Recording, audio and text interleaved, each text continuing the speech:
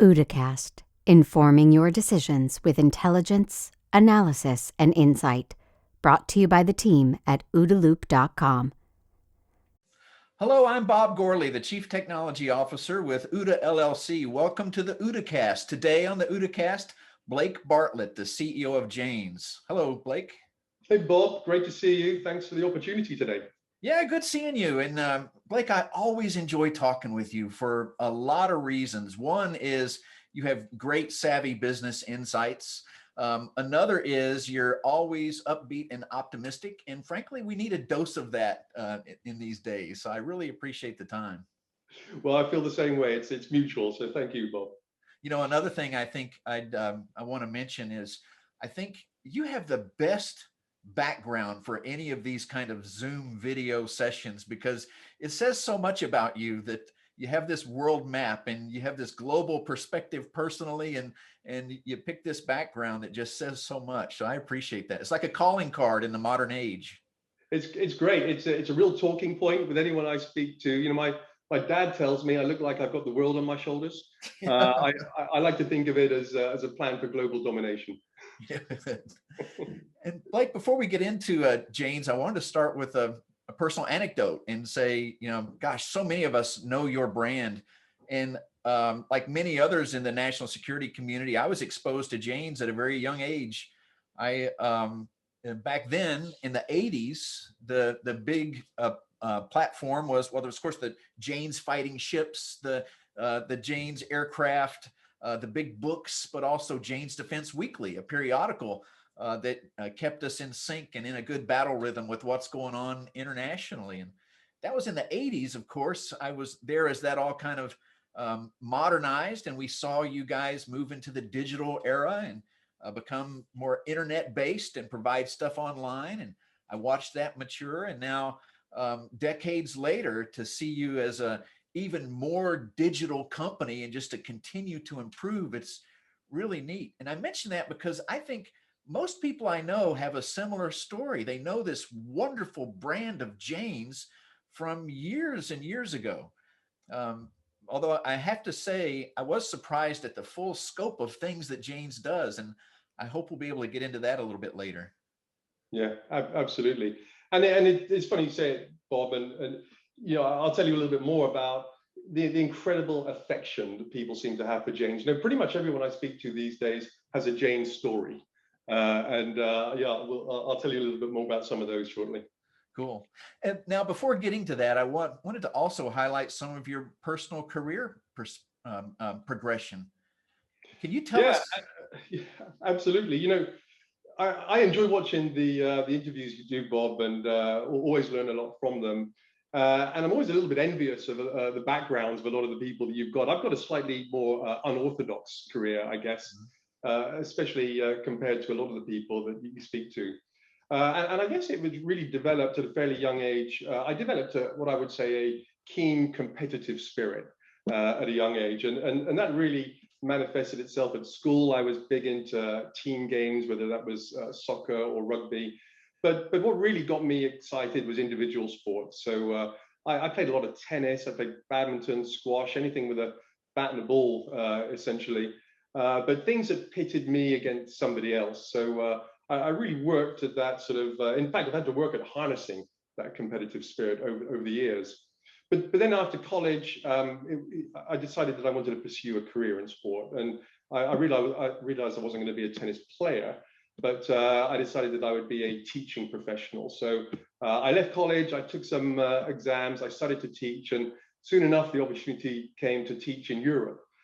So each summer I'd go to Europe and play and teach tennis. And then, of course, at the end of the summer, there's nothing to do, of course, but to go skiing. So I would then go to Switzerland and do a bit of ski guiding. So I had a great life as a youngster, Bob. I was playing tennis in the summer and skiing in the winter. And I look back on that and sometimes I wonder why I ever stopped it. But believe it or not, it seemed like hard work at the time. But I came home eventually, I taught some tennis some more, and then realized I just can't play tennis forever. So I kind of fell into sales, actually. And sales is the perfect environment for someone with a competitive spirit. And I joined a small company that provided country risk intelligence. Really, I don't think I was the most gifted sales guy, but I was certainly the hardest working. I was in first and last to leave, and I had a real desire to win in sales and beat everybody else. And I was blessed with a great boss, Gino Usi, helped me a lot. He's a magnificent leader, taught me so many things, especially about sales leadership, and really gave me a chance to run sales teams in APAC in the US as well as Europe. So really gained invaluable experience of global sales teams and sales cultures. And that followed me through my career, really. I ran various commercial teams across multiple sectors in economics and country risk and chemicals and technology and others.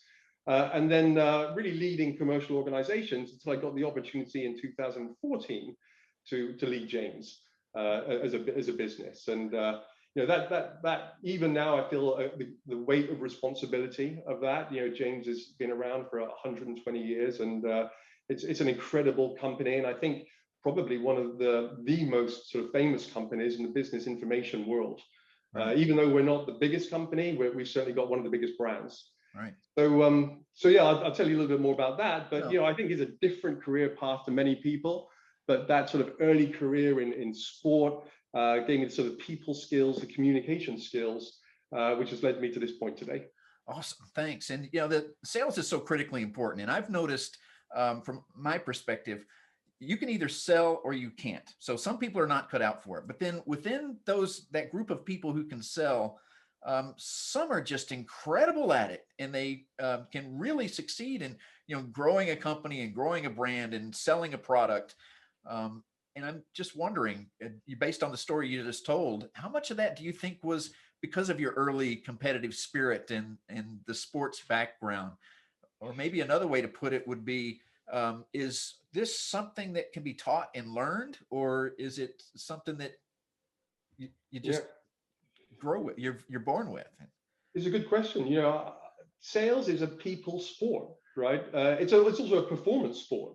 So there's no doubt that kind of competitive spirit that I had helped me in sales, but also my early years as a tennis teaching professional, just dealing with lots of different types of people, dealing with different races, different cultures, really I think helped me just to get an understanding of people. And I think that sales is about resonating. Now, of course, you need a great product, and you need a product that you can believe in. And I think if you talk about a product with confidence and enthusiasm, then that also gets you a long way. And certainly at James, we're blessed with great products that you can take to the market with your chest puffed out and really sell it. That's a fact. And I do want to talk a bit more about that. I mentioned my early exposure to you guys, and like so many others, we know this is a great brand. I got lucky. I got to dive a bit deeper into what you guys are doing. And but I would like to ask you if you could tell us, please, what is James today? Yeah, well, it's a good question. I mean, I would say that when I first joined James, so the most important thing that you need to do is really immerse yourself with customers and get an understanding of the voice of the customer and how they feel about James. And I think that I learned really that there were three things that people would tell me. The first, and we touched on it a little bit earlier, is just that incredible affection that people have for it. Yesterday, I was speaking to someone who was at college, and he had to learn the silhouettes of aircraft in order to be able to pass his exams. I've been there. I've done that. There you go. So, and they were provided by James.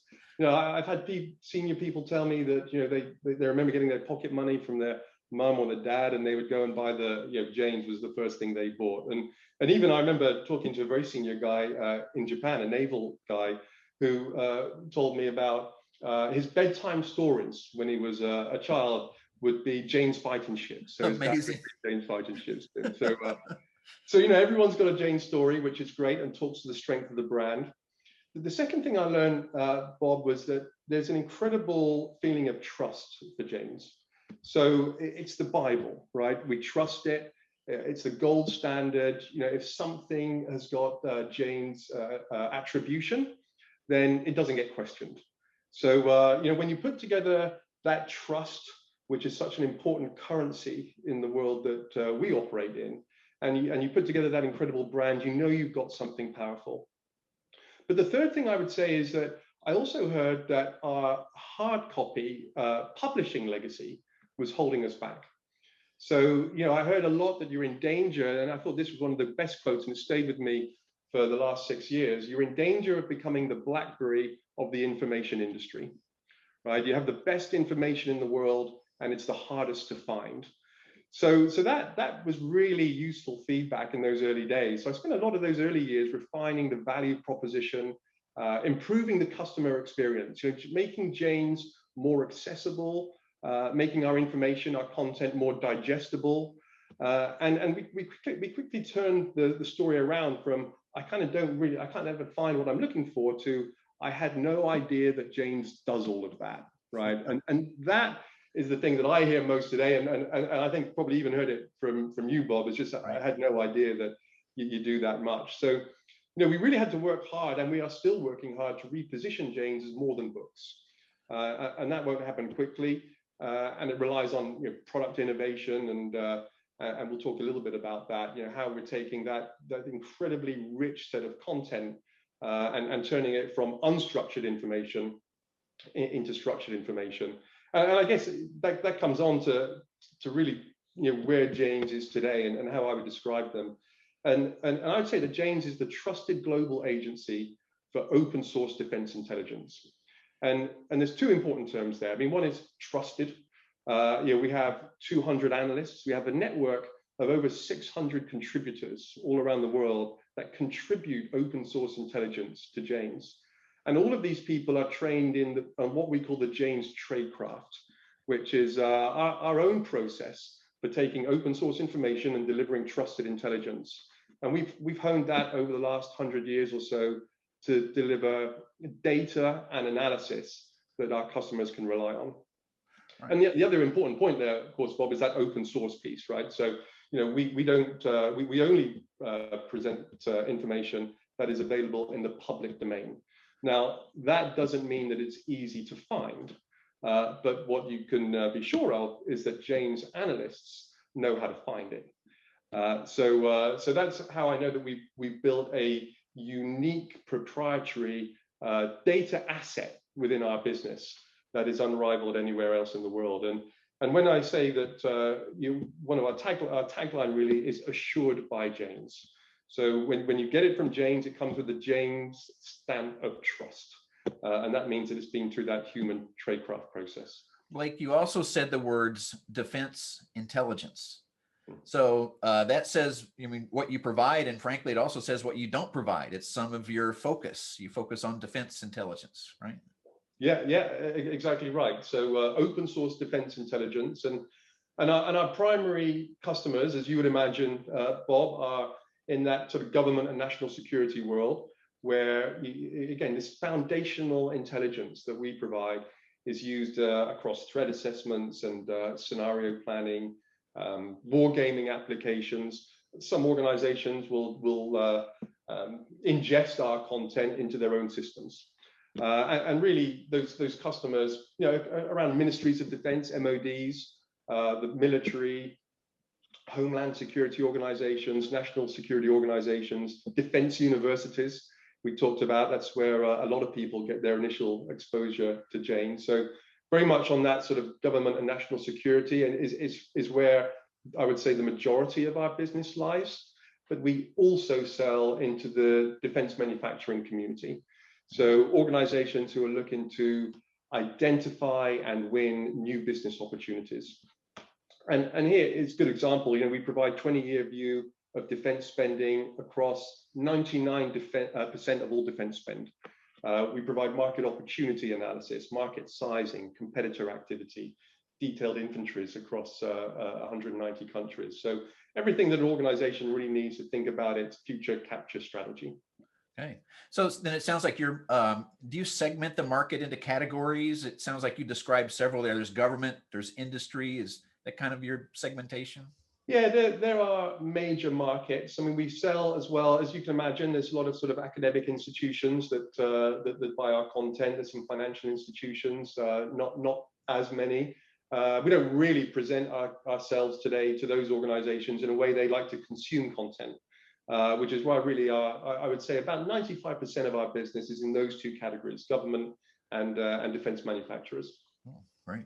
Well, let me transition and ask another question, because the way you just described James, and from what I've seen, you're different now than you were just a few years ago. And maybe 10, 20 years ago, we would describe James as a media company. And you're certainly still in media. You have these researchers, reporters, analysts, you produce content, but I've seen increasingly the tech dimension of what you're doing. So it's like you're also a tech company. You provide data and data as a service, you integrate data. And are you becoming more of a tech company than a media company? Yeah, that's certainly the goal, and certainly the path that we're on, Bob. I think we used to be much more media-like. Our website and our magazines were supporting by advertising revenue. Now, that sort of hard copy advertising world was in a systemic decline, so we closed that advertising piece last year. The advertising business as well was very centered around defense exhibitions. And of course, they took a massive hit through for COVID-related reasons last year, and continue to take a hit this year. So our timing on that was fortuitous, but it was the right thing to do for our business. And today, believe it or not, our magazines and our books, the things that we're most known for, account for less than 5% of our total revenue. So really, our business is centered around delivering Jane's content to customers through two primary channels. The majority of that is online, and we also deliver content to some customers offline. And it's the online version that you've seen, Bob, which is really that rich user experience. So visualizations, dashboards, maps, interactive tools, satellite imagery analysis. These are the kind of capabilities that most of our customers consume today through Jane's Online. But there are still some customers who prefer to access our content offline, so that our information sits on the other side of an air gap. And so we still deliver content to customers in formats that they want to receive it. And that could be through API, it could be through secure FTP. Believe it or not, we still do burn a lot of DVDs because that's the way that customers want to consume our content. And now you do lose some of the user experience, but it does enable you to integrate Jane's data into your own internal systems. Right. And I think you also hit on, what is so unique about this is not just that tech piece, but your human element. You have people who are researching, writing, interviewing. In the age of conferences, you would send people to conferences. Now I assume you send them virtually. But you have a large cadre of analysts, thinkers, and writers who produce this content, right? Yeah, exactly. At our core, we're a people business. It really comes back to that incredible intellectual capital that we have. 200 analysts in-house, 600 plus contributors all around the world, collecting, validating, processing data to deliver the intelligence that you can trust. But what they all have in common is the adherence to the Jane's tradecraft, those quality guidelines. I think it was Henry Ford who said, quality means doing it right when no one is looking.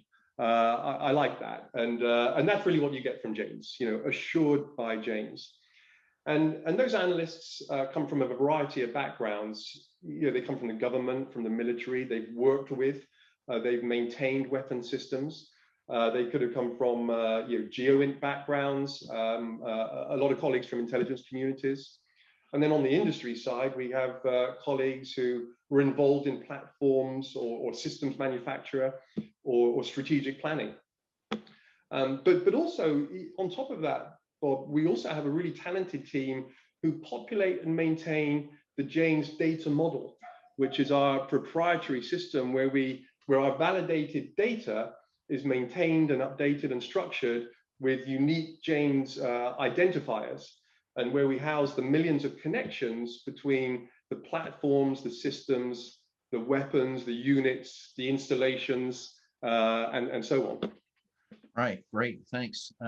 I'd like to also ask a couple questions about the tech dimension of this, because frankly, I was treated to some demos, and I would encourage anybody watching this to try to get a demo of the current Janes, or maybe I can find a YouTube clip out there that I can put in the show notes here to give people a feel for this. But I found that your content is very richly interrelated. I can read an article and maybe I see the name of a aircraft. I can click on that and then get all of the content related to that aircraft. And it's further interrelated to who built it and what their financials are, et cetera, et cetera. Or I can discover that through, reading a news story of a country and read where their bases are and find what aircraft are at that bases, for example. I also found and was treated to a demo that just blew me away. I mean, especially a guy like me coming from the old days of computers, where if I want to do any analysis, I had to have a massive computer on my desktop. I saw through the Janes interface that I could do imagery analysis. I dove into a port that I picked. It was Vladivostok. And I looked at the imagery. I saw some ships there. I zoomed in. And using tools that you provide, I was able to measure and see how long a ship was, and then search your database for all ships of that length, and then compare and say, oh, that is this. And just amazing, rich wealth of tools. So getting back to this, you are more than just a media company. There, you're providing technology and tools to help people get their jobs done. Yeah, that's exactly right, Bob. You talked a little bit there to that rich user experience that you get when you buy the Janes online capabilities, right? And all of this really based on that sort of foundation of unrivaled depth and breadth of coverage. I'll give you some numbers. In terms of equipment profiles, we have 67,000 with incredible coverage of platforms, systems, and weapons. We cover 40,000 manufacturers, over 18,000 military units, and 22,000 installations. And we've got a database of over 300,000 events. Now, just think about that. I mean, this is not big data. This is one of the questions I often get asked. Do you play in the big data world? We don't play in that, and we have no desire to play in the big data world. What we deliver to customers is curated data. It's assured data. I'd say that we don't have a data lake, we have a data pond. And we're very proud of that. We have no desire to deliver a data lake. We're not an AI company that scrapes information from the internet and then sends it straight out to customers. When you get something from Janes, you know that it's gone through that process. And every data point within those categories that I just gave you has been through a human intelligence process, a human tradecraft process. It's trusted foundational intelligence at scale. Historically, that data has been contained and delivered, I would say, in product silos. We've had sort of very distinct product silos. What you've referenced there, Bob, is that kind of connection between the silos that we're building. And the work that we've done over the last few years to structure our data has really enabled us to utilize technology in ways that you can't with unstructured data. So, for example, one of the things that we showed you, which is something that we're going to launch in the coming months, we're very excited about, and I think it's going to really help to raise awareness of Janes as a tech-enabled data provider, is that we're developing an interconnected intelligence capability where equipment, manufacturers, units, installations, inventories, forecasts, and so on are all interconnected, creating knowledge graphs of millions of connections, all of which come with the Janes Assured stamp of assurance. And you think about the number of people that are doing this within our customer organizations that can really sort of benefit and turn their attention to more profitable endeavors instead of having to create their own foundational intelligence. But in addition to consuming Janes interconnected intelligence, we've also developed artificial intelligence to enable customers to integrate their own information, their own intelligence into the Janes data model. And this is something that we really think is groundbreaking. I mean, just imagine the ability to integrate what you know about a weapon system with everything Janes knows, and using Janes to navigate through the weapon system to the platforms, to the manufacturers, to the units, to the installations, to the future demand, to the economic forecasts, and so on and so forth. that is incredibly powerful and something that we're going to be launching in the next few months. Yeah, and Blake, I get that, and I think it is incredibly powerful. And I can think of a couple use cases. One, commercially, there's all of the major competitors out there who want to understand how they need to continue to improve, or how they need to change in order to face future threats.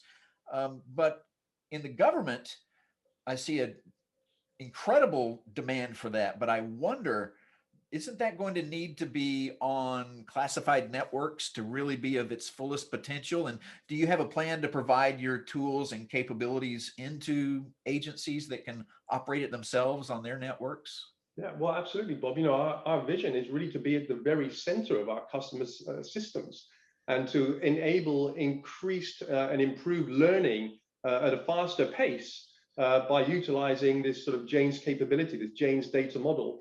So absolutely, I think initially customers may sort of consume or will consume this data via API, but absolutely in the future we want to sit at the very heart of their systems, allowing them to use the incredible knowledge and capabilities that Jane's developed over the last 100 years.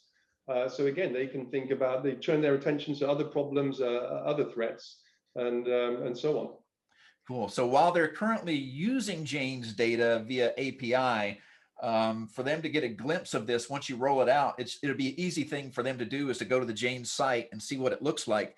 And then I imagine all they're going to need to do is say, hey, I want this. And you and your team will figure out a way to get them that interface and the data and the data model. 100%. One of the things that we're currently doing is creating a bunch of demonstrators. So workflow tools that customers can see how, or will expose the incredible richness of Jane's interconnected intelligence to the customers. So we'll present that through a geospatial interface. We'll present that through a user-defined dashboard. Those sorts of things we'll take to market in the near future. We'll also present that ability to be able to integrate their own intelligence, whether it's classified intelligence or open source intelligence, into that Jane's framework. And I think that's going to be a real light bulb moment for a lot of people. Right. Cool. Thanks, Blake. There's a lot to think about. I have another question to ask, if you don't mind. And I know you track world events closely. I know you focus on defense intelligence, but I wanted to ask if you have any views about the current threat situation, or perhaps the future threat situation, and things that we all ought to be tracking at this time. Yeah. Every year I think to myself that this is the most diverse threat environment that I've seen, and this year's no exception. I really think it's the most incredibly dynamic threat environment probably of my lifetime. When I think about the US as an example, the situation or the potential for domestic terrorism, the emergence of new movements with violence at their core. And I think there are two key ingredients to those movements that could potentially accelerate their growth. And that is the masses of people who believe, who are disenfranchised by the results of the election, who believe their election was stolen. And then, secondly, a leader with demonstrated support for illegal activities. So I think those could potentially really increase the prevalence of domestic terrorism. But that's just one issue. I think on top of that, obviously you're well covered by the OODA team, cyber risks with the SolarWinds situation. Pretty chilling reminder of the threat of cyber attacks, and I suspect that the fallout of that will be with us for quite some time. But then if I think more along the sort of things that James covers around the geopolitical threat environment, clearly Russia is still a concern. I think that the situation with Putin is really interesting right now, particularly with the domestic pressures that he's facing, and will he be looking for ways to divert focus away from that domestic situation and project onto the international stage? China, Taiwan, volatile situation. I think that we've seen some escalation in recent weeks, and there's certainly risk there of miscalculation. There's the continued and increased isolation of Iran and their continued pursuit of nuclear weapons.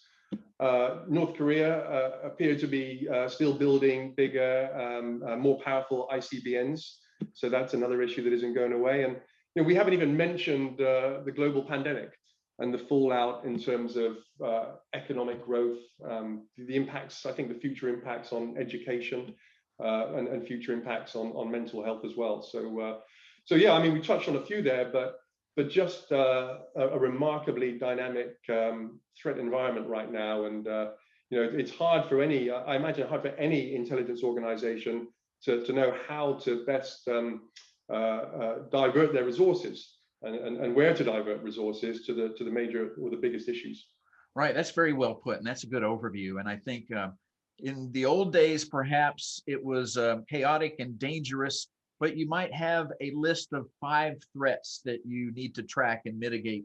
Now it seems like it's a menu of 100 threats, and you still have to be aware of the unknowns out there that you just are just going to surprise you. And right. It's a very chaotic, dynamic environment that of risk. Yeah, it really is. Yeah, but one thing's for sure, it's important that we're all getting a handle on the open source components of understanding this complex, dynamic world. And I'm very glad for the contributions that you and others are making in that open source world. Yeah, well, thanks, Bob. We're plugged into it, and we're committed to helping our customers to understand the environment and to mitigate threats, in the best way possible. Well, Blake, thanks much for the time today. I really appreciate it. It was good hearing your background. It's good hearing your stories about sales, leadership, good understanding your approach to markets and how you segment the market, and just great learning more about Janes. So thanks, Blake. Well, thank you, Bob. It's always great to talk to you, and really appreciate the opportunity again. Thanks for listening to this OODA Loop production. For the latest analysis on cybersecurity, technology, and global risks, please visit www.oodaloop.com.